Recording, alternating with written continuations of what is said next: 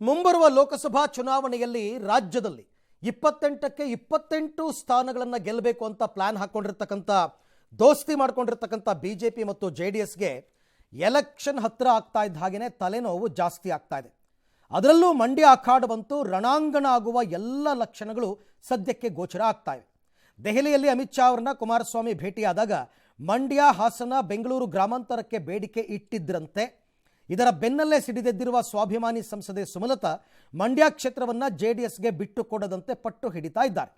ಈ ಹಿನ್ನೆಲೆಯಲ್ಲಿ ಬೆಂಗಳೂರಿನ ಜೆಪಿ ನಗರದ ತಮ್ಮ ನಿವಾಸದಲ್ಲಿ ಮಂಡ್ಯ ಪ್ರಮುಖ ನಾಯಕರ ಸಭೆಯನ್ನು ನಡೆಸಿದರು. ಅತ್ಯಾಪ್ತ ಇಂಡವಾಳು ಸಚ್ಚಿದಾನಂದ, ನಟ ದರ್ಶನ್ ಸೇರಿದಂತೆ ಮಂಡ್ಯದ ಪ್ರಮುಖ ನಾಯಕರು ಭಾಗಿಯಾಗಿದ್ದರು. ಲೋಕಸಭೆ ಚುನಾವಣೆ ಬಗ್ಗೆ ಸಭೆಯಲ್ಲಿ ಗಂಭೀರವಾದ ಚರ್ಚೆಯಾಗಿದೆ. ಸಭೆ ಬಳಿಕ ಸುದ್ದಿಗೋಷ್ಠಿ ನಡೆಸಿದ ಸುಮಲತಾ ಮಂಡ್ಯದಿಂದ ಬಿಜೆಪಿ ಟಿಕೆಟ್ ತಮಗೇ ಸಿಗುವಂತಹ ವಿಶ್ವಾಸವನ್ನು ವ್ಯಕ್ತಪಡಿಸಿದ್ದಾರೆ.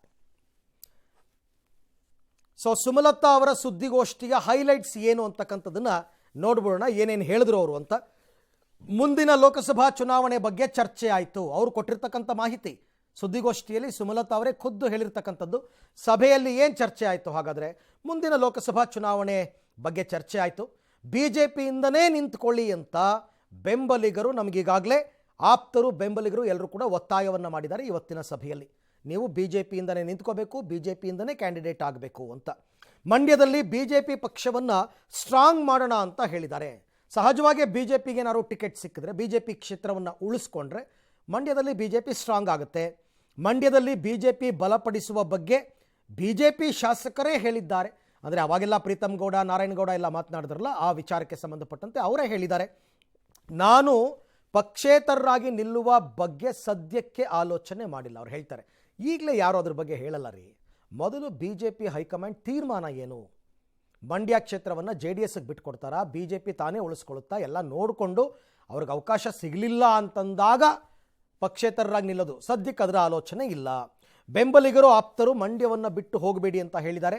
ಈ ಹಿಂದೆನೂ ಹೇಳಿದರು, ನಾನು ರಾಜಕೀಯ ಟಿಕೆಟ್ಟೇ ಬೇಕು ಅಂದರೆ ಎಲ್ಲಿ ಬೇಕಾದ್ರೂ ಸಿಗುತ್ತೆ, ನಂಗೆ ಮಂಡ್ಯ ಬೇಕು ಅಂತ ಅವ್ರು ಕೇಳ್ತಾ ಇದ್ದಾರೆ. ಹಾಗಾಗಿ ಮಂಡ್ಯ ಟಿಕೆಟ್ ಜೆಡಿಎಸ್ ಪಾಲಾಗುತ್ತೆ ಅಂತ ನಾನು ಆಲೋಚನೆ ಮಾಡಿಲ್ಲ. ಸದ್ಯಕ್ಕೆ ಇವಾಗ ಯಾಕೆ ಹೈಪಥೆಟಿಕಲ್ ಕ್ವೆಶ್ಚನ್ಸ್ ಅಂತ ಅವರೇ ಕೇಳಿದರು ಮೊನ್ನೆ. ಹಾಗಾಗಿ ಅದ್ರ ಬಗ್ಗೆ ನಾನು ಆಲೋಚನೆ ಮಾಡಿಲ್ಲ. ನಾನು ಮಂಡ್ಯ ಬಗ್ಗೆ ಮಾತ್ರ ಆಲೋಚನೆ ಮಾಡ್ತಾ ಇದ್ದೀನಿ. ಮಂಡ್ಯದಿಂದನೇ ಸ್ಪರ್ಧೆ ಮಾಡಬೇಕು ಅನ್ನೋದನ್ನು ಪದೇ ಪದೇ ಬೇರೆ ಬೇರೆ ರೀತಿಯಲ್ಲಿ ಒತ್ತಿ ಹೇಳ್ತಾ ಇದ್ದಾರೆ ಅಷ್ಟೇ. ದೇವೇಗೌಡರಿಗೆ ಅಂದರೆ ಜೆಡಿಎಸ್ಗೆ ಮಂಡ್ಯ ಬಿಟ್ಕೊಡೋದ್ರ ಬಗ್ಗೆ ಬಿಜೆಪಿ ಹೇಳಿಕೆ ನನ್ನ ಗಮನಕ್ಕೆ ಬಂದಿಲ್ಲ. ಆಮೇಲೆ ಅದು ಅಧಿಕೃತ ಕೂಡ ಆಗಿಲ್ಲ. ಯಾವಾಗಲೂ ಕೂಡ ಪಕ್ಷದ ವತಿಯಿಂದ ರಾಷ್ಟ್ರಾಧ್ಯಕ್ಷರ ಸಹಿ ಇರುವಂತಹ ಪಟ್ಟಿ ಬಿಡುಗಡೆ ಆಗಬೇಕು, ಆಗ ಅದು ಅಧಿಕೃತ ಅಂತ. ಕೊನೆ ಕ್ಷಣದಲ್ಲೂ ಏನು ಬೇಕಾದ್ರೂ ಬದಲಾವಣೆಗಳಾಗಬಹುದು, ಐ ಡೋಂಟ್ ನೋ, ಆಗಬಹುದು. ಬೆಂಬಲಿಗರ ಅಭಿಪ್ರಾಯವನ್ನು ನಾನು ಹೈಕಮಾಂಡ್ಗೆ ಕಳಿಸ್ತೀನಿ. ಬೆಂಬಲಿಗರ ಅಭಿಪ್ರಾಯನೇ ಮುಖ್ಯ ಅಲ್ವಾ? ಯಾಕೆಂದರೆ ನಾಳೆ ಚುನಾವಣೆ ಮಾಡೋರೇ ಅವರು. ಹಾಗಾಗಿ ಅವರ ಅಭಿಪ್ರಾಯವನ್ನು ಕಳಿಸ್ತೀನಿ. ಚುನಾವಣೆಗೆ ಇನ್ನೊಂದು ತಿಂಗಳಷ್ಟೇ ಟೈಮ್ ಇದೆ. ಸೂಕ್ತ ಸಮಯದಲ್ಲಿ ಅನೌನ್ಸ್ ಮಾಡ್ತಾರೆ, ಪಕ್ಷದ ಹೈಕಮಾಂಡ್ ಮಾಡೇ ಮಾಡ್ತಾರೆ. ಪಾಸಿಟಿವ್ ಆಗಿ ಅನೌನ್ಸ್ ಇರುತ್ತೆ ಅಂತ ನಾನು ಅಂದುಕೊಂಡಿದ್ದೀನಿ. ಪಾಸಿಟಿವ್ ಅಂದರೆ ಏನು? ನನಗೆ ಟಿಕೆಟ್ ಸಿಗುತ್ತೆ, ಮಂಡ್ಯವನ್ನು ಬಿಜೆಪಿ ತನಗೆ ಉಳಿಸ್ಕೊಳ್ಳುತ್ತೆ, ಸಭೆಗೆ ಕಾಂಗ್ರೆಸ್, ಜೆಡಿಎಸ್, ಬಿಜೆಪಿ ಎಲ್ಲ ಪಕ್ಷದ ನನ್ನ ಬೆಂಬಲಿಗರು ಕೂಡ ಬಂದಿದ್ದರು. ಅವರೆಲ್ಲರೂ ಕೂಡ ಬೆಂಬಲಿಗರು ಹಾಜರಿದ್ದರು.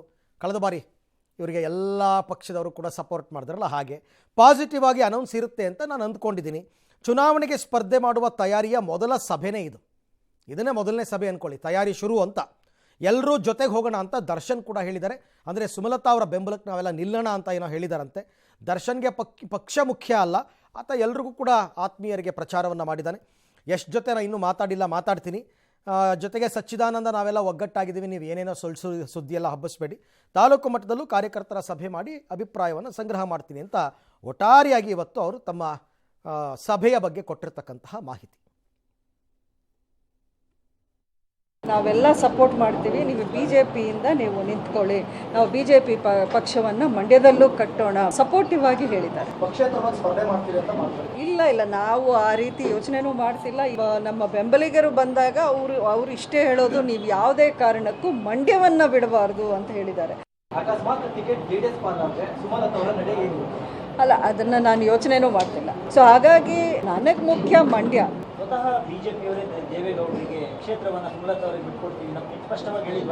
ಆ ರೀತಿ ಯಾವುದೇ ಸೂಚನೆ ನಮಗಂತೂ ಬಂದಿಲ್ಲ. 1 ಮಂತ್ ಟೈಮ್ ಇರೋದು ನನಗೆ ನಿಮಗೆ ಮಾತ್ರ ಅಲ್ಲ, ಸೂಕ್ತ ಸಮಯದಲ್ಲಿ ಅವರು ಅನೌನ್ಸ್ ಮಾಡ್ತಾರೆ, ಅದು ನಮಗೆ ಪಾಸಿಟಿವ್ ಆಗೇ ಇರುತ್ತೆ ಅಂತ ನಾನು ಕಾನ್ಫಿಡೆಂಟ್ ಆಗಿದ್ದೀನಿ.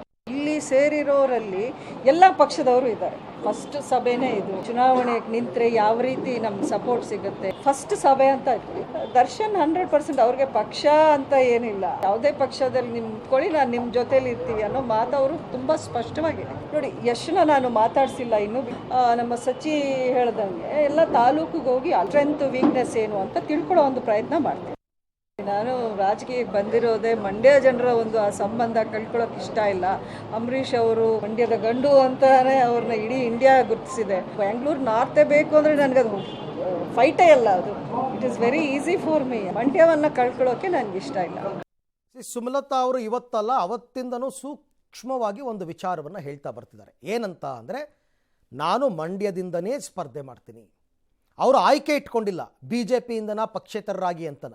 ಯಾಕೆ ಅಂತಂದರೆ ತೀರ್ಮಾನ ಅವರು ಅದನ್ನು ತಗೊಳಕ್ಕಾಗಲ್ಲ, ತಗೋಬೇಕಾಗಿರೋದು ಪಕ್ಷದ ಹೈಕಮಾಂಡ್ ಏನಾದರೂ ಮಂಡ್ಯ ಕ್ಷೇತ್ರವನ್ನು JDSಗೆ ಬಿಟ್ಟುಕೊಟ್ರೆ, ಅಧಿಕೃತವಾಗಿ ಅದು ಅನೌನ್ಸ್ ಆದರೆ ಆಗ ಇವರ ಮುಂದಿನ ನಿರ್ಧಾರ ಏನು ಅಂತಕ್ಕಂಥದ್ದನ್ನು ಹೇಳ್ತಾರೆ. ಸುಮಲತಾ ಅವರಿಗೆ 2019ರಲ್ಲೂ ಹೀಗೆ ಆಗಿತ್ತು. ಕೊನೆ ಕ್ಷಣದ ತನಕ ಅವರು ಕಾಂಗ್ರೆಸ್ ಟಿಕೆಟನ್ನು ಕೇಳಿದರು. ಯಾವಾಗ ಕಾಂಗ್ರೆಸ್ನಿಂದ ಟಿಕೆಟ್ ಸಿಗಲಿಲ್ಲ ಆಗ ಅವರು ಪಕ್ಷೇತರರಾಗಿ ಸ್ಪರ್ಧೆ ಮಾಡ್ತಾರೆ. ಈ ಸರ್ತಿನೂ ಅದೇ ಸನ್ನಿವೇಶನ ಗೊತ್ತಿಲ್ಲ. ಮೆಸೇಜ್ ಅಂತೂ ಪಾಸ್ ಮಾಡಿದ್ದಾರೆ, ನೀವು ಟಿಕೆಟ್ ಕೊಡಿ ಬಿಡಿ, ನಾನು ಮಂಡ್ಯದಿಂದ ನಿಲ್ತೀನಿ ಅಂತ. ಅದನ್ನು ಸೂಕ್ಷ್ಮವಾಗಿ ಅರ್ಥ ಮಾಡ್ಕೋಬೇಕು. ಇನ್ನು ಬೆಂಗಳೂರಿನಲ್ಲಿ ಸುಮಲತಾ ಸಭೆ ನಡೆಸಿದ ಬೆನ್ನಲ್ಲೇ ಬಿಡದಿಯ ತಮ್ಮ ತೋಟದ ಮನೆಯಲ್ಲಿ ಮಾಜಿ ಮುಖ್ಯಮಂತ್ರಿ ಕುಮಾರಸ್ವಾಮಿ ಅವರು ಕೂಡ ಮಂಡ್ಯ ನಾಯಕರ ಸಭೆಯನ್ನು ನಡೆಸ್ತಿದ್ದಾರೆ. ಮೂಲಗಳ ಪ್ರಕಾರ JDSಗೆ ಮಂಡ್ಯ ಎನ್ನುವಂಥ ಮಟ್ಟಿಗೆ ಕುಮಾರಸ್ವಾಮಿ ಅವರು ಸಿದ್ಧತೆಯನ್ನು ಮಾಡಿಕೊಳ್ತಾ ಇದ್ದಾರೆ. ಮಂಡ್ಯ ಇಂಡಿಯಾ ಯಾವುದೂ ಇಲ್ಲ, ಪಕ್ಷದ ಸಂಘಟನೆಗೋಸ್ಕರ ಸಭೆ ಮಾಡ್ತಾ ಇದ್ದೀನಿ, ಸುಮಲತಾ ಮೀಟಿಂಗ್ ಸುದ್ದಿ ನನಗೆ ಬೇಡ ಅಂತ ಹೇಳಿದರು. ಇನ್ನು ನಿಖಿಲ್ ಕುಮಾರಸ್ವಾಮಿ ಅವರು ಮಾತನಾಡಿ, ಮಂಡ್ಯ ಜಿಲ್ಲೆಯಲ್ಲಿ 5.5 ಲಕ್ಷ ಮತಗಳು JDS ಪರ ಇದೆ, ಹಾಗಾಗಿ ಮಂಡ್ಯ ಟಿಕೆಟ್ ನಮ್ಮ ಪಕ್ಷಕ್ಕೆ ತೆಗೆದುಕೊಳ್ಬೇಕು ಅನ್ನೋದು ಸ್ಥಳೀಯ ಮುಖಂಡರ ವಾದ ಅಂತ ಹೇಳಿದರು. ಇನ್ನು GT ದೇವೇಗೌಡರು ಮಾತನಾಡಿ, ಮಂಡ್ಯ ಅಭ್ಯರ್ಥಿಯ ಆಯ್ಕೆ ಬಗ್ಗೆ ಅಭಿಪ್ರಾಯವನ್ನು ಸಂಗ್ರಹಿಸ್ತಾ ಇದ್ದೀವಿ. ಸುಮಲತಾ ಅವರು ಅಧಿಕೃತ BJP ಮೆಂಬರೇ ಅಲ್ಲ ಇಲ್ಲಿ ತನಕ, ಆದರೂ ಅವರು ಟಿಕೆಟ್ ಕೇಳಿದ್ರಲ್ಲಿ ತಪ್ಪೇನಿಲ್ಲ. ಮಂಡ್ಯ ಕೇಳಿದ್ರೆ ಬೆಂಗಳೂರು ನಾರ್ತ್ಸ್ ಕೊಡ್ಬೋದು ಅಂತಕ್ಕಂಥ ಲೆಕ್ಕಾಚಾರ ಅವ್ರಿಗೆ ಇರಬಹುದು. ಈ ಮಧ್ಯೆ ಯಡಿಯೂರಪ್ಪನವರು ಕೂಡ ಮಾತನಾಡಿ, ಮಂಡ್ಯ ಟಿಕೆಟ್ ಬಗ್ಗೆ ಯಾವುದೇ ಚರ್ಚೆ ಆಗಿಲ್ಲ, ಮುಂದಿನ 2-3 ದಿನಗಳಲ್ಲಿ ಎಲ್ಲ ಗೊತ್ತಾಗುತ್ತೆ, BJPಯ ಮೊದಲ ಪಟ್ಟಿ ಮುಂದಿನ 3 ದಿನಗಳಲ್ಲಿ ಬಿಡುಗಡೆಯಾಗಬಹುದು ಅಂತ ಕೂಡ ಹೇಳಿದ್ದಾರೆ. ಅದು ಮಂಡ್ಯ ಇಂಡಿಯಾ ಯಾವುದೂ ಇಲ್ಲ, ನಮ್ಮ ಪಕ್ಷ ಸಂಘಟನೆ ಮಾಡಬೇಕು. ಸಂಘಟನೆಗೆ ಏನು ಮಾಡಬೇಕು ಚರ್ಚೆ ಮಾಡ್ತೀವಿ. ಪ್ರತಿ ತಾಲೂಕು ಕರಿತೀವಿ, ಪ್ರತಿ ಜಿಲ್ಲೆ ಕರಿತೀವಿ. ಇವತ್ತಿಗೆ ಮಂಡ್ಯದವ್ರದ್ದು ಕರೆದಿದ್ದೀವಿ, ಮೀಟಿಂಗ್ ಕರೆದಿದ್ದೀವಿ, ಚರ್ಚೆ ಮಾಡ್ತೀವಿ ಅಷ್ಟೇ. ಬೇರೆ ಏನದಕ್ಕೇನು ವಿಶೇಷ ಏನಿಲ್ಲ. ನನಗೆ ಅವ್ರ ಸುದ್ದಿ ಯಾರ ಸುದ್ದಿನೂ ಬೇಕಿಲ್ಲಪ್ಪ. ನನ್ನ ಪಕ್ಷ ಸಂಘಟನೆ ಮಾಡಬೇಕು, ನನ್ನ ಸಂಘಟನೆಗೆ ಕರ್ಕೊಂಡಿದ್ದೀನಿ ಅಷ್ಟೇ. ಸಹಜವಾಗಿ ಮಂಡ್ಯ ಜಿಲ್ಲೆಯಲ್ಲಿ ಹತ್ತತ್ರ 5-5.5 ಲಕ್ಷ 6 ಲಕ್ಷ ಮತಗಳನ್ನ ಇವತ್ತು ಜನ ನಮ್ಮ ಪರವಾಗಿ ಚಲಾವಣೆ ಮಾಡಿರ್ತಕ್ಕಂಥದ್ದು. ಸಹಜವಾಗಿ ಪಕ್ಷದ ಕಾರ್ಯಕರ್ತರಲ್ಲಿ, ನಮ್ಮ ಪಕ್ಷದ ಕೇಡ್ರಲ್ಲಿ ಮಂಡ್ಯ ನಮ್ಮ ತೆಕ್ಕೆಗೆ ತಗೊಳ್ಬೇಕು ಅಂತಕ್ಕಂಥದ್ದು ಪ್ರತಿಯೊಬ್ಬರು ಒಂದು ಭಾವನೆ. HD ಕುಮಾರಸ್ವಾಮಿ ಅವರು ಎಲ್ಲ ಮುಖಂಡರುಗಳನ್ನ ಕರೆದಿದ್ದಾರೆ, ಆ ಬಗ್ಗೆ ಚರ್ಚೆ ಮಾಡ್ಲಿಕ್ಕೆ ಕರೆದಿದ್ದಾರೆ, ಚರ್ಚೆ ಮಾಡ್ತೀವಿ. ಸುಮಲತಾ ಅವರು BJP ಅಧಿಕೃತವಾಗಿ ಯಾವತ್ತೂ ಸೇರಿಲ್ಲ, ಪ್ರಯತ್ನ ಮಾಡ್ತಿದ್ದಾರೆ. ಅವರು ಫೈಟ್ ಮಾಡಿದ್ರೆ ಬೆಂಗಳೂರು ನಾರ್ತ್ಗೂ ಕೊಡ್ಬೋದು ಅಂತ ಅವ್ರ ಒಂದು ಪ್ರಯತ್ನ ಇರ್ಬೋದು. ಯಾರು ಮಾಡಬೇಕು ಅಂತ ಇನ್ನೂ ನಿರ್ಧಾರ ಆಗಿಲ್ಲ, ಅದ್ರ ಬಗ್ಗೆ ಚರ್ಚೆ ಮಾಡ್ತೀವಿ. ಮಂಡ್ಯ ಇನ್ನೂ ಏನು ಚರ್ಚೆ ಆಗಿಲ್ಲ. ಫೈನಲ್ ನಾಳೆ ನಡೆದಲ್ಲಿ 3-4 ದಿವಸ ಗೊತ್ತಾಗುತ್ತೆ ಯಾವ್ದು ಬದಲಾವಣೆ ಆಗಿದೆ ಏನು ಅಂತ. ಸೊ JDS ಇವತ್ತು ನಡೆಸಿದಂತಹ ಸಭೆಯ ಇನ್ಸೈಡ್ ಡೀಟೇಲ್ಸ್ ಏನು ಅಂತ ಒಂದು ಸಾರಾಂಶವನ್ನು ನೋಡ್ಬಿಡೋದಾದರೆ, ಮಂಡ್ಯ ಕ್ಷೇತ್ರ ಟಿಕೆಟ್ ಬಗ್ಗೆ ಯಾರಿಗೂ ಗೊಂದಲ ಬೇಡ. ಈ ಮೆಸೇಜನ್ನು ಕುಮಾರಸ್ವಾಮಿ ಅವರು ಇವತ್ತಿನ ಸಭೆಯ ಮುಖಾಂತರ ಕಳಿಸಿದ್ದಾರೆ. ಮಂಡ್ಯ ಕ್ಷೇತ್ರದ ಟಿಕೆಟ್ ಬಗ್ಗೆ ಯಾರಿಗೂ ಗೊಂದಲ ಬೇಡ, ಎಲ್ಲರೂ ಎಲೆಕ್ಷನ್ಗೆ ರೆಡಿಯಾಗಿ ಅಂತ ಅವ್ರು ಹೇಳ್ತಾ ಇರೋದು. ನಮಗೇ ಸಿಗುತ್ತೆ ಟಿಕೆಟ್ ಅಂತ ಅವರು ಮೆಸೇಜ್ ಪಾಸ್ ಮಾಡ್ತಾ ಇದ್ದಾರೆ. BJP ಮುಖಂಡರ ಜೊತೆ ಉತ್ತಮ ಒಡನಾಟವನ್ನು ಇಟ್ಕೊಳ್ಳಿ. ಅಂದರೆ ಬೂತ್ ಮಟ್ಟದ ಕಾರ್ಯಕರ್ತರು ಒಂದಾಗಬೇಕು. ನಾನು ಪದೇ ಪದೇ ಹೇಳ್ತಾ ಇರ್ತೀನಿ, ನೀವು ನಾಯಕರು ಒಂದಾಗ್ಬಿಟ್ರೆ ಆಗಲ್ಲ. ಕಳೆದ ವಿಧಾನಸಭಾ ಚುನಾವಣೆಯಲ್ಲಿ ಬೂತ್ ಮಟ್ಟದಲ್ಲಿ BJP ಕಾರ್ಯಕರ್ತರು JDS ಕಾರ್ಯಕರ್ತರು ಹೆಂಗೆ ಎಲೆಕ್ಷನ್ ಮಾಡಿರ್ತಾರೆ ಅಂತ ಅವ್ರಿಗೆ ಗೊತ್ತಿರುತ್ತೆ. ಅವರ ಮನಸ್ಸುಗಳು ಒಂದಾಗಬೇಕು, ಆಗ ಮಾತ್ರ ನಿಮಗೆ ಯಶಸ್ಸು. ಅಭ್ಯರ್ಥಿ ಯಾರು ಅಂತ ಶೀಘ್ರದಲ್ಲೇ ಪ್ರಕಟವಾಗುತ್ತೆ. ಮೊದಲು ನಮಗೆ ಆ ಕ್ಷೇತ್ರ ಅಧಿಕೃತ ಅನೌನ್ಸ್ ಆಗಲಿ, ಆಮೇಲೆ ಅಭ್ಯರ್ಥಿ ಮಾಡೋಣ. ನಿಮ್ಮೆಲ್ಲರ ಒತ್ತಾಸೆಯಂತೆ JDS ಅಭ್ಯರ್ಥಿಯನ್ನು ಕಣಕ್ಕಿಳಿಸ್ತೀವಿ, ನೀವು ಯಾರು ಹೇಳ್ತೀರೋ ಅವ್ರಿಗೆ ಟಿಕೆಟ್ ಕೊಡ್ತೀವಿ. ಕಳೆದ ಲೋಕಸಭೆ ಚುನಾವಣೆ ರೀತಿ ಈ ಒಳೇಟ ಆಗದಂತೆ ನೋಡ್ಕೊಳ್ಳಿ ಅಂತ ಅವ್ರಿಗೆ ಒಂದು ಮಾಹಿತಿ ಕೊಟ್ಟಿದ್ದಾರೆ. ಕಳೆದ ಸರ್ತಿ ಆಯ್ತಲ್ಲ, ಪಕ್ಷದ ಒಳಗಡೆ ಒಳೇಟ್ ಬಿತ್ತಲ್ಲ ನಿಖಿಲ್ ಕುಮಾರಸ್ವಾಮಿಗೆ, ಹಾಗಾಗಬಾರ್ದು. ಸ್ಥಳೀಯ ಮುಖಂಡರನ್ನು ಭೇಟಿ ಮಾಡಿ ಅಭಿಪ್ರಾಯ ಸಂಗ್ರಹಿಸಿ ಏನು ಹೇಳ್ತಾರೆ ಅವರು ಅಂತ. ಯಾವುದೇ ಕಾರಣಕ್ಕೂ ಮಂಡ್ಯದಲ್ಲಿ ನಮ್ಮ ಅಭ್ಯರ್ಥಿ ಸೋಲಬಾರದು. ಯಾಕೆಂದರೆ ಮಂಡ್ಯ ಅನ್ನೋದು JDSಗೆ ತುಂಬ ಅನಿವಾರ್ಯವಾದ ಕ್ಷೇತ್ರ. ಈ ಸರ್ತಿ ಅದರ ಗ್ರಿಪ್ ಹೋಗ್ತಾ ಇದೆ. ಒಂದು ಕಾಲದಲ್ಲಿ 7 ವಿಧಾನಸಭಾ ಕ್ಷೇತ್ರ ಗೆದ್ದು ಈ ಸರ್ತಿ ಏನಾಯಿತು ಅಂತ ನಿಮಗೆಲ್ಲ ಗೊತ್ತಿದೆ. ಮತ್ತೆ ಮರು ಹಿಡಿತವನ್ನು ಸ್ಥಾಪನೆ ಮಾಡಬೇಕು ಅಂದರೆ ಕುಮಾರಸ್ವಾಮಿಯವರು ಮಂಡ್ಯವನ್ನು ಗೆಲ್ಲಬೇಕು, ಅವರ ಪಕ್ಷದ ಅಭ್ಯರ್ಥಿ ಗೆಲ್ಲಬೇಕು. ಹಾಗಾಗಿ ಅದನ್ನು ಗಂಭೀರವಾಗಿ ಪರಿಗಣಿಸಿದ್ದಾರೆ. ಓಕೆ, ಇನ್ನು ಹ್ಯಾಟ್ರಿಕ್ ಜಯಭೇರಿಯೊಂದಿಗೆ ಮೋದಿ ಪಟ್ಟಾಭಿಷೇಕಕ್ಕೆ ರಣತಂತ್ರವನ್ನು ರೂಪಿಸಿರ್ತಕ್ಕಂಥ BJP 400+ ಅಬ್ ಕಿ ಬಾರ್ 400 ಪಾರ್ ಅಂತಾರಲ್ಲ, ಆ ಥರ ಆ ಗುರಿಯೊಂದಿಗೆ ಚುನಾವಣೆಗೆ ಸಜ್ಜಾಗ್ತಾ ಇದೆ. ಆದರೆ ಕರ್ನಾಟಕದಲ್ಲಿ ಮಾತ್ರ ಟಿಕೆಟ್ ಹಂಚಿಕೆನೇ BJPಗೆ ತಲೆನೋವಾಗ್ಬಿಟ್ಟಿದೆ. ಕರ್ನಾಟಕದಲ್ಲಿ ಒಂದು ಕಡೆ ಮೈತ್ರಿ ಮಾಡ್ಕೊಂಡಿರೋದು, ಇನ್ನೊಂದು ಪಕ್ಷದ ಒಳಗಡೆ ಆಂತರಿಕ ಭಿನ್ನಮತ. 10 ಕ್ಷೇತ್ರಗಳಲ್ಲಿ BJP ಒಳಗೆ ಬಣ ಬಡಿದಾಟ ನಡೀತಾ ಇದೆ. ನಾಯಕರ ಮಧ್ಯೆ, ಆಕಾಂಕ್ಷಿಗಳ ಮಧ್ಯೆ ಮುನಿಸು ದೊಡ್ಡದಾಗ್ತಾ ಇದೆ. ಸಂಸದ ಶಾಸಕರ ಮಧ್ಯೆ, ಕಾರ್ಯಕರ್ತರ ನಡುವೆ ಫೈಟ್ ಆಗ್ತಾ ಇದೆ. ಜಿಲ್ಲೆಗಳಿಗೆ ಭೇಟಿ ನೀಡಿ ರಾಜ್ಯಾಧ್ಯಕ್ಷ ವಿಜಯೇಂದ್ರ ಅವರೇ ಸಂಧಾನ ಮಾಡಿದ್ರೂ ಕೂಡ ಕಿತ್ತಾಟಕ್ಕೆ ಬ್ರೇಕ್ ಬಿದ್ದಿಲ್ಲ. BJP ಬಣ ಕಚ್ಚಾಟದ ಲಾಭ ಪಡೆಯೋದಕ್ಕೆ ಕಾಂಗ್ರೆಸ್ ಹವಣಿಸ್ತಾ ಇದೆ. BJP ಆ 10 ಕ್ಷೇತ್ರಗಳಲ್ಲಿ ಯಾರ್ಯಾರ ಮಧ್ಯೆ ಫೈಟ್ ನಡೀತಾ ಇದೆ ಅಂತ ನೋಡೋದಾದರೆ ಇದೇನು ರಹಸ್ಯ ಏನಲ್ಲ, ಚಿದಂಬರ ರಹಸ್ಯ ಅಲ್ಲ. ಇಷ್ಟು ದಿನದ ಡೆವಲಪ್ಮೆಂಟ್ಸ್ ನಿಮಗೆ ಗೊತ್ತಿದ್ರೆ ನಿಮಗೇ ಗೊತ್ತಿರುತ್ತೆ ಯಾವ್ಯಾವ ಕ್ಷೇತ್ರ ಅಂತ. 10 ಕ್ಷೇತ್ರದಲ್ಲಿ ಯಾರ್ಯಾರ ನಡುವೆ ಬಡಿದಾಟ ನಡೀತಾ ಇದೆ ಅಂತಕ್ಕಂಥದ್ದನ್ನು ನಾವೀಗ ಒಂದೊಂದಾಗಿ ನೋಡ್ತಾ ಹೋಗ್ಬೋಣ. ತುಮಕೂರು ಕ್ಷೇತ್ರಕ್ಕೆ ಬರೋದಾದರೆ ವಿ ಸೋಮಣ್ಣ ವರ್ಸಸ್ ಮಾಧುಸ್ವಾಮಿ ಇಬ್ಬರು ಟಿಕೆಟ್ ಆಕಾಂಕ್ಷಿಗಳಾಗಿದ್ದಾರೆ. ಯಾರಕ್ಕೆ ಸಿಗುತ್ತೆ ಗೊತ್ತಿಲ್ಲ. ಇನ್ನು ಮಾಧುಸ್ವಾಮಿ ವರ್ಸಸ್ GS ಬಸವರಾಜು ಹಾಲಿ ಸಂಸದರು, ಅವರಿಬ್ಬರ ನಡುವೆ ತಿಕ್ಕಾಟ ನಡೀತಾ ಇದೆ. ಅದರ ಜೊತೆಗೆ ಸೋಮಣ್ಣ ವರ್ಸಸ್ ಪರಮೇಶ್ ಅಂತಕ್ಕಂಥವ್ರು ಇದ್ದಾರೆ, ಅವ್ರ ನಡುವೆ ಪರಮೇಶ್ ಅವರು ಟಿಕೆಟ್ ಆಕಾಂಕ್ಷಿ. ಸೊ ಹಾಗೆ ಅವ್ರ ನಡುವೆ ತಿಕ್ಕಾಟ. ಇನ್ನು ಬೀದರ್ನಲ್ಲಿ ಬಂದರೆ ಭಗವಂತ ಖೂಬಾ ವರ್ಸಸ್ BJP ಶಾಸಕರೆಲ್ಲ ತಿರುಗಿ ಬಿದ್ದುಬಿಟ್ಟಿದ್ದಾರೆ, ಭಗವಂತ ಖೂಬಾಗೆ ಟಿಕೆಟ್ ಕೊಡಬಾರ್ದು ಅಂತ. ಇನ್ನು ಅಲ್ಲಿಂದ ಹುಬ್ಳಿ ಧಾರವಾಡಕ್ಕೆ ಬಂದರೆ ಪ್ರಹ್ಲಾದ್ ಜೋಶಿ ವರ್ಸಸ್ ಜಗದೀಶ್ ಶೆಟ್ಟರ್, ಅದು ತೇಪೆ ಹಚ್ಚಿದಾರಾ ಇಲ್ವಾ ಗೊತ್ತಿಲ್ಲ. ಬೆಳಗಾವಿಗೆ ಬಂದರೆ ರಮೇಶ್ ಜಾರಕಿಹೊಳಿ ವರ್ಸಸ್ ಮೂಲ BJP ನಾಯಕರಿದ್ದಾರೆ, ಅದು ಯಾಕೋ ಸರಿ ಹೋಗೋ ಹಂಗೆ ಕಾಣಿಸ್ತಾ ಇಲ್ಲ. ಹಾವೇರಿ ಕ್ಷೇತ್ರಕ್ಕೆ ಬಂದರೆ ಈಶ್ವರಪ್ಪನವ್ರ ಮಗನಿಗೆ ಟಿಕೆಟ್ ತೊಗೋಬೇಕು ಅಂತ ಈಶ್ವರಪ್ಪ, BC ಪಾಟೀಲ್ ನನಗೆ ಟಿಕೆಟ್ ಬೇಕು ಅಂತ ಅವರಿಬ್ಬರ ನಡುವೆ ನಡೀತಾ ಇದೆ. ಬೊಮ್ಮಾಯಿ ವರ್ಸಸ್ ನೆಹರು ಓಲೆಕಾರ್ ನಡೀತಾ ಇದೆ ಹಾವೇರಿ ಕ್ಷೇತ್ರದಲ್ಲೇ. ಇನ್ನು ಚಿಕ್ಕಬಳ್ಳಾಪುರಕ್ಕೆ ಬಂದರೆ doctor K Sudhakar versus MTB Nagaraj ಇಬ್ಬರು ಟಿಕೆಟ್ ಆಕಾಂಕ್ಷಿಗಳು. ಹಾಗೆಯೇ ಸುಧಾಕರ್ ವರ್ಸಸ್ SR ವಿಶ್ವನಾಥ್ ಮಗನಿಗೆ ಟಿಕೆಟ್ ಬೇಕು ಅಂತ ಓಡಾಡ್ತಾ ಇದ್ದಾರೆ, ಅಲ್ಲಿ ಹೇಗಾಗುತ್ತೆ ಗೊತ್ತಿಲ್ಲ. ದಾವಣಗೆರೆಗೆ ಬಂದರೆ Siddeshwar versus Renukacharya versus SA Ravindranath, ಮೂರು ಜನ ಅಲ್ಲಿ ಕಿತ್ತಾಡ್ತಾ ಇರ್ತಕ್ಕಂಥದ್ದು. ವಿಜಯಪುರಕ್ಕೆ ಬಂದರೆ ಯತ್ನಾಳ್ ವರ್ಸಸ್ ರಮೇಶ್ ಜಿಗಜಿಣಗಿ ನಡೀತಾ ಇದೆ, ವಿಶ್ವಾಸಕ್ಕೆ ತಗೊಳಕ್ಕಾಗ್ತಾ ಇಲ್ಲ. ಉಡುಪಿ ಚಿಕ್ಕಮಗಳೂರು ಬಂದರೆ ಶೋಭಾ ಕರಂದ್ಲಾಜೆ ವರ್ಸಸ್ CT ರವಿ, ಈಗ ಇನ್ನೊಂದು ಆ್ಯಡ್ ಆಗಿದೆ ಇದಕ್ಕೆ, ಪ್ರಮೋದ್ ಮಧ್ವರಾಜ್ ಅಂತ ಅಂದ್ಕೊಳ್ಳೋಣ, ಅವರು ಟಿಕೆಟ್ ಆಕಾಂಕ್ಷಿ ಅಂತ ಹೇಳಿದ್ದಾರೆ. ಉತ್ತರ ಕನ್ನಡಕ್ಕೆ ಬಂದರೆ ಅನಂತಕುಮಾರ್ ಹೆಗಡೆ ವರ್ಸಸ್ ಹಾಲಿ ಮಾಜಿ ಶಾಸಕರೆಲ್ಲರೂ ಅನಂತಕುಮಾರ್ ಹೆಗಡೆ ವಿರುದ್ಧ ಇದ್ದಾರೆ.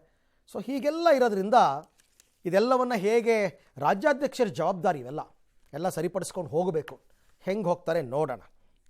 ಇನ್ನು ಮುಂದಿನ ಸುದ್ದಿ, ಉಡುಪಿ ಚಿಕ್ಕಮಗಳೂರು ಕ್ಷೇತ್ರದಲ್ಲಿ ಶೋಭಾ ಕರಂದ್ಲಾಜೆ ವಿರುದ್ಧ ಪತ್ರ ಅಭಿಯಾನದ ಬಗ್ಗೆ ಮಾಜಿ ಮುಖ್ಯಮಂತ್ರಿ BS ಯಡಿಯೂರಪ್ಪನವರು ಪ್ರತಿಕ್ರಿಯೆ ಕೊಟ್ಟಿದ್ದಾರೆ. ಅಂದರೆ ಶೋಭಾ ಅವ್ರಿಗೆ ಟಿಕೆಟ್ ಕೊಡಬಾರ್ದು ಅಂತ ಪತ್ರ ಅಭಿಯಾನ ನಡೀತಾ ಇದೆಯಲ್ಲ, ಅದಕ್ಕೆ ಶೋಭಾ ಕರಂದ್ಲಾಜೆ ಈ ಬಾರಿನೂ ಹೆಚ್ಚಿನ ಅಂತರದಲ್ಲಿ ಗೆಲ್ತಾರೆ ಅಂತ ಯಡಿಯೂರಪ್ಪನವರು ಭವಿಷ್ಯ ನುಡಿದಿದ್ದಾರೆ. ಚಿಕ್ಕಮಗಳೂರಿನಲ್ಲಿ ಮಾತನಾಡಿದ್ರು, ಶೋಭಾ ಕರಂದ್ಲಾಜೆ ವಿರುದ್ಧ ಪಿತೂರಿ ಆಗ್ತಿದೆ ಅಂತ ಅಂದಿದ್ದಾರೆ. ಟಿಕೆಟ್ ಆಕಾಂಕ್ಷಿಯಾಗಿರುವ ಪ್ರಮೋದ್ ಮಧ್ವರಾಜ್ ಮಾತನಾಡಿ, ಶೋಭಾ ಕರಂದ್ಲಾಜೆ ವಿರುದ್ಧ ಪತ್ರ ಚಳುವಳಿಯಲ್ಲಿ ನನಗೆ ನಂಬಿಕೆ ಇಲ್ಲ, ಆದರೆ ನಾನೊಬ್ಬ ಟಿಕೆಟ್ ಆಕಾಂಕ್ಷಿ, ನನಗೆ ಅರ್ಹತೆ ಇದ್ದರೆ ಟಿಕೆಟ್ ಕೊಡಿ ಅಂತ ಒತ್ತಾಯಿಸಿದ್ದಾರೆ. ಶೋಭಾ ಕರಂದ್ಲಾಜೆ ಅವರು ಹೋದ ಸಾರಿ 3.5 ಲಕ್ಷಕ್ಕಿಂತ ಹೆಚ್ಚಿನ ಅಂತರದಲ್ಲಿ ಗೆದ್ದಿದ್ರು. ಈ ಬಾರಿನೂ ಸಹ ಅದೇ ಅಂತರಕ್ಕಿಂತ ಇನ್ನೂ ಹೆಚ್ಚಿನ ಅಂತರದಲ್ಲಿ ಗೆಲ್ತಾರೆ, ಯಾವುದೇ ಅನುಮಾನ ಬೇಡ. ವ್ಯವಸ್ಥಿತವಾದಂತಹ ಒಂದು ಷಟ್ ನಂತರ ಪಿತೂರಿ ಇದು ಯಾರು ಮಾಡಿಸ್ತಾ ಇದ್ದಾರೆ ಎಲ್ರಿಗೂ ಗೊತ್ತಿರುವಂತಹದ್ದು, ಯಾವುದಕ್ಕೂ ಅವ್ರೇನು ಧೃತಿಗಿಡಕ್ಕೆ ಹೋಗೋದಿಲ್ಲ. ನಾನೊಬ್ಬ ಟಿಕೆಟ್ ಆಕಾಂಕ್ಷಿ, ನನ್ನಲ್ಲಿ ಯಾರತಿ ಇದ್ರೆ ಕೊಡಿ. ಭಾರತೀಯ ಜನತಾ ಪಕ್ಷ ಕಾರ್ಯಕರ್ತರ ಅಭಿಪ್ರಾಯ ಏನು ಅಂತ ತಿಳ್ಕೊಳ್ಳುವಂತ ರೀತಿ ಬೇರೆ ಇದೆ. ಸೊ ಈ ಅಭಿಯಾನದಲ್ಲಿ ನನಗಂತೂ ನಂಬಿಕೆ ಇಲ್ಲ. ನಾನು ಜನಸೇವೆ ಮಾಡಿರ್ತಕ್ಕಂಥ ಆರತಿ ಇದ್ರೆ, ನನಗೆ ಜನಪ್ರಿಯತೆ ಇದ್ರೆ, ಕಾರ್ಯಕರ್ತರು ನನ್ನ ಹೆಸರನ್ನ ಸೂಚಿಸ್ತಾ ಇದ್ರೆ, ಸರ್ವೆಗಳಲ್ಲಿ ನನ್ನ ಹೆಸರು ಮುಂಚೂಣಿಯಲ್ಲಿದ್ರೆ ನನಗೆ ಅವಕಾಶ ಕೊಡಿ. ಇಲ್ಲದೆ ಹೋದ್ರೆ ಪಕ್ಷ ಯಾರಿಗೆ ಟಿಕೆಟ್ ಕೊಡ್ತದೆ ಅವ್ರ ಪರವಾಗಿ ಕೆಲಸ ಮಾಡ್ತೀನಿ ಅಂತಲೂ ಬಹಿರಂಗವಾಗಿ ಘೋಷಣೆ ಮಾಡ್ತೀನಿ. ಇನ್ನು ರಾಮನಗರದ ಬಿಡದಿಯ ಅವರೇಗೆರೆಯಲ್ಲಿ ನಡೆದ ಗೃಹಲಕ್ಷ್ಮಿ ಸಮಾವೇಶ. ಈ ಸಮಾವೇಶದಲ್ಲಿ JDS ಮತ್ತು BJP ವಿರುದ್ಧ DK ಬ್ರದರ್ಸ್ ಅಬ್ಬರಿಸಿ ಬೊಬ್ಬಿರಿದಿದ್ದಾರೆ. DK ಸುರೇಶ್ ಮಾತನಾಡಿ, ಅನುದಾನ ತಾರತಮ್ಯದ ಬಗ್ಗೆ ಕೇಳಿದ್ರೆ ಕುಮಾರಸ್ವಾಮಿ BJP ಜೊತೆ ಸೇರಿಕೊಂಡು ವಕಾಲತ್ ಹಾಕ್ತಾವನೆ, ಎಲ್ಲ ಏಕವಚನದಲ್ಲಿ. ಕುಮಾರಸ್ವಾಮಿ ರೀಲ್ ಬಿಡ್ತಾವನೆ, ನಾನು ಕಲ್ಲು ಹೊಡಿತಾ ಇದ್ನೋ ಅವ್ನು ಕಸ ಹೊಡಿತಾ ಇದ್ನೋ ಮುಂದೆ ಮಾತಾಡ್ತೀನಿ, ಅವ್ನು ಡಬ್ಬಾ ಮಾಡಿಕೊಂಡು ನಮ್ಮ ಹತ್ರ ಬರೋನು, ನಾವು ರೀಲ್ ಬಿಟ್ಟು ಬಂದಿರುವವರು ಅಂತ ವಾಗ್ದಾಳಿ ನಡೆಸಿದ್ರು. BJPಯವರು ನನ್ನನ್ನು ರಾಷ್ಟ್ರದ್ರೋಹಿ ಅಂದರು, ನನ್ನನ್ನು ಗುಂಡಿಕ್ಕಿ ಕೊಲ್ಲಿ ಅಂದರು. ನಾನು ನನ್ನ ಸ್ವಂತಕ್ಕೇನೂ ಕೇಳಿಲ್ಲ, ಈಶ್ವರಪ್ಪ ಬೆಂಗಳೂರು ಕಡೆಗೆ ಬರಲಿ, ನಾನೇ ಅವ್ರನ್ನ ಮೀಟ್ ಮಾಡ್ತೀನಿ, ಕನ್ನಡಿಗರಿಗೋಸ್ಕರ ನನ್ನ ದೇಹವನ್ನೇ ಕೊಡ್ತೀನಿ ಅಂತ ಹೇಳಿದರು. ಇನ್ನು ಡಿ ಕೆ ಶಿವಕುಮಾರ್ ಮಾತನಾಡಿ ಸುರೇಶನ್ನ ಸೋಲಿಸೋದಕ್ಕೆ ಬಿಜೆಪಿ ಜೆಡಿಎಸ್ ತಬ್ಬಾಡ್ತಿದ್ದಾರೆ. HDK ಯೋಗೇಶ್ವರ್ ಹಿಂದೆ ಕುಸ್ತಿ ಆಡ್ತಿದ್ರು, ಈಗ ಒಂದಾಗಿದ್ದಾರೆ ಅಂತ ಲೇವಡಿ ಮಾಡಿದ್ರು. ಅರಗ ಜ್ಞಾನೇಂದ್ರಗೆ ದಡ್ಡ ಜ್ಞಾನೇಂದ್ರ ಅಂದರು. ಈ ಮಧ್ಯೆ ರಾಮನಗರ ಚನ್ನಪಟ್ಟಣ ಭಾಗದ ಬಿಜೆಪಿ ಜೆಡಿಎಸ್ ನಾಯಕರು ಕೆಪಿಸಿಸಿ ಕಚೇರಿಯಲ್ಲಿ DKಶಿ ಸಮ್ಮುಖದಲ್ಲಿ ಕಾಂಗ್ರೆಸ್ ಪಕ್ಷಕ್ಕೆ ಸೇರ್ಪಡೆಯಾಗಿದ್ದಾರೆ. ಎಲ್ಲ ಕಲ್ಲು ಹೊಡ್ಕೊಂಡಿದ್ದಾರನ್ನ ತಗೊಂಡೋಗಿ ನಮ್ಮ ಜನ ಆ ಲೋಕಸಭೆ ಕಳಿಸಿದ್ರೆ ಇನ್ನೇನಾಯ್ತು ಇಂಥವ್ರನ್ನ ಕಳಿಸಿದ್ರೆ ಆ ಬಡವ ಜಮೀನೆಲ್ಲ ಲೂಟಿ ಹೊಡೆದು ಸಾಕ್ಷಿ ಗುಡ್ಡೆ ಮಾಡಿ ಇಟ್ಕೊಂಡವ್ರಲ್ಲ ಅಂತ ತಗೊಂಡೋಗ್ಬಿಟ್ಟು ಅಲ್ಲಿ ದೇಶ ಕಟ್ಟುವಂತ ಕಳಿಸಿದ್ರೆ ದೇಶ ಕಟ್ತಾರ ಅವ್ರ ಸಾಮ್ರಾಜ್ಯ ಕಟ್ಕೋಬೇಕು. ನಾನ್ ಕಲ್ಲು ಹೊಡಿತಾ ಇದ್ದ ಅವ್ನ್ ಕಸ ಗುಡಿಸ್ತಾ ಇದ್ದ ಅದ್ ಆಮೇಲೆ ಮಾತಾಡ್ತೀನಿ ಬಿಡಪ್ಪ. ಅವ್ನ್ ರೀಲ್ ಬಿಡ್ತಾವನಲ್ಲ, ಡಬ್ಬ ಕಟ್ಬಿಡ್ತಾರೆ. ಡಬ್ಬದಲ್ಲಿ ಏನಿರ್ತದೆ ಅಂತ ಹೇಳಲ್ಲ. ಡಬ್ಬ ಚೆನ್ನಾಗದೆ ಅಂತ ಅದನ್ನೆಲ್ಲ ಹೇಳ ಯಾವದೇ ಅಂತ ಆವಾಗ ಎದುರ್ಕೊಳ್ಳೋದಲ್ಲ. ಅದೆಲ್ಲ ಬಿಟ್ಬಿಟ್ಟಿರೋರು ನಾವು, ರೀಲ್ ಬಿಟ್ಬಿಟ್ಟು ಬಂದಿಲ್ಲಿ ಕೂತಿರೋರು ನಾವು. ಅವ್ರು ಡಬ್ಬ ಮಾಡಿರೋರು, ನಾವು ಆ ಡಬ್ಬದಲ್ಲಿರೋ ರೀಲ್ ನ ಬಿಟ್ಟಿರೋರು. ನಮಗ್ ಗೊತ್ತಿದೆ ಏನು, ಅವ್ರ ಹತ್ರ ಏನ್ ಕಲಿಬೇಕಾಗಿಲ್ಲ. DK ಸುರೇಶ್ ಅವರು ನಿಮ್ ಸಂಸತ್ ಸದಸ್ಯರು, ಪಾಪ ಅವ್ರನ್ನ ಸೋಲಿಸ್ಬೇಕು ಅಂತ ಹೇಳಿ ಏನ್ ತಪ್ಪಾಡ್ತಾ ಇದಾರೆ. ಬಿಜೆಪಿಯವರು ದಳದವ್ರು ಇಬ್ರು ಸೇರಿ ಏನ್ ತಪ್ಪಾಡ್ತಾ ಇದಾರೆ. ಪಾಪ ಕುಮಾರಣ್ಣ ಮಂಜು ಇಬ್ರು ಸೇರಿ ಏನಲ್ಲಿ ರಾಮನಗರದಲ್ಲಿ ಚನ್ನಪಟ್ಟಣ ಯೋಗೇಶ್ ಪಾಪ ಇಬ್ರು ಏನ್ ಪಡೆದಾಡ್ತಾ ಇದ್ರು, ಅವರು ಇಬ್ರು ಬಹಳ ಒಂದಾಡ್ತಾ ಇದ್ದಾರೆ. ರಾಜಕೀಯ ಚುನಾವಣೆ ಹತ್ತಿರ ಬರ್ತಾ ರಾಜಕೀಯ ರಂಗೇರ್ತಾ ಇದೆ. ಇನ್ನು ಮುಂದಕ್ಕೆ ಇವೆಲ್ಲವೂ ಸಹಜ. ಒಬ್ಬರ ಮೇಲೆ ಒಬ್ಬರು ಟೀಕೆಗಳು ಮಾಡೋದು, ಅಸ್ತ್ರ ಪ್ರತ್ಯಾಸ್ತ್ರಗಳನ್ನ ಬಿಡ್ತಕ್ಕಂಥದ್ದು ಇವೆಲ್ಲವೂ ಕೂಡ ಇನ್ನು ಮುಂದಕ್ಕೆ ಜಾಸ್ತಿ ಆಗ್ತಾ ಹೋಗುತ್ತೆ.